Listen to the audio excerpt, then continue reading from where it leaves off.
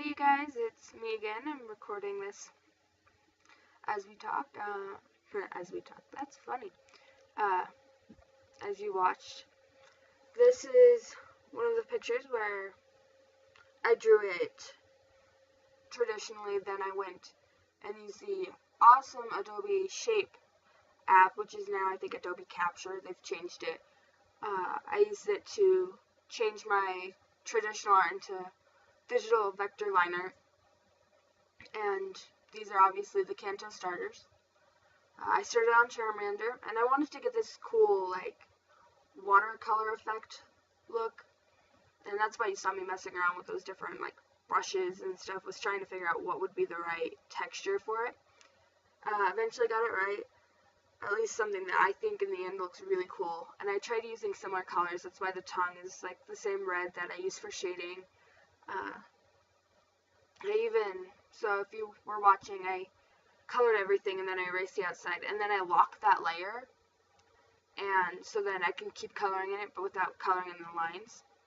Here I added a nice yellow as the highlight. It's cool looking at it without the shading.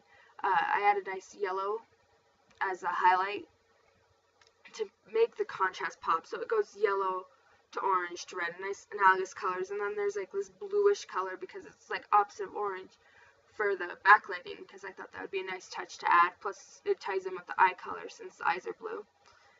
Now to make him seem more shiny and slimy, he is a lizard after all, I add some nice bright white highlights and dots.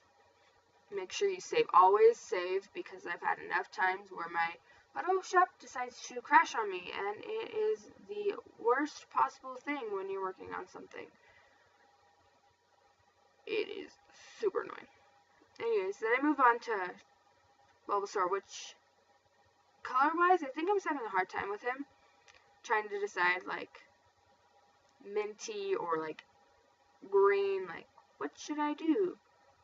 His color scheme was a bit harder because I couldn't do yellow, orange, red, because that's Charmander, obviously, but I couldn't really do yellow, green, blue when he's already green, blue. Anyways, it was weird. So he himself is different than the bulb on his back, and finding a nice dark contrasting color for shading was a bit hard, and that would work all over because I liked using the one consistent shade in color over all of it, even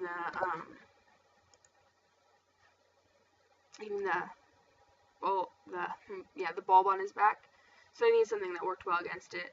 And it's really funny because when I vectorized it, the farther away eye is all black, so it's not colored in. And this one I decided to do complementary colors as backlighting, so that's why he has some red backlight to him. And yeah.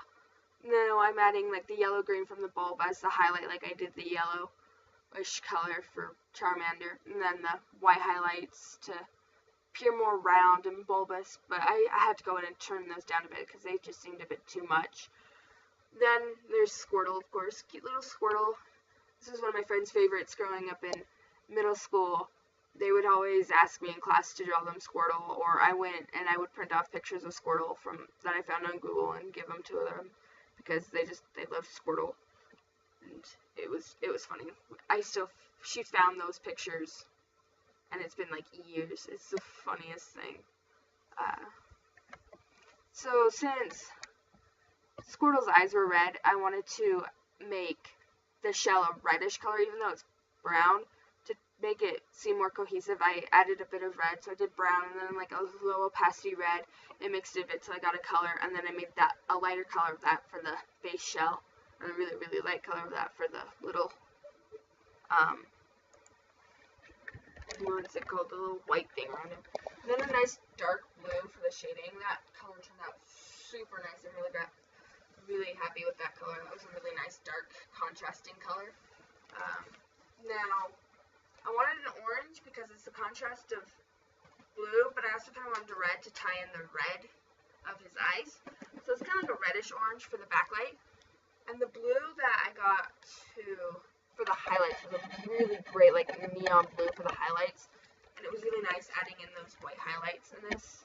because of, well, you know he's a turtle. He's supposed to be wet and slimy. So it kind of works. Then, you know, go back in and add some final details. Make sure everything looks nice overall. And here's where the characters themselves are finished. Now I just have to figure out what I want to do for like the background and make sure they're all even across the floor, make sure they're all layered nice, you know, because you do that when you're an artist. And here I was doing the complementary colors, of course, as the backgrounds, because complementary colors are like my favorite thing. But then I decided to do opposite types, like Squirtle is weak against grass. No. Yes. Bulbasaur is weak against fire, and Charmander is weak against water. So they each have the background as the opposing type and a different shape, because shapes are cool. Diamonds and circles and triangles. And I really liked how the triangle looked on Charmander, how he was partially out of it, so I had to go in and refix everything so that everyone else was slightly out of their shape too, because it was cool that way. So that's the finished piece right there. I hope you enjoyed, and if you want to see more, you can follow me on my social media. That Nerdy Art Girl, basically on any social media, give or take spaces, underscores, or dashes, and subscribe if you want more. Bye!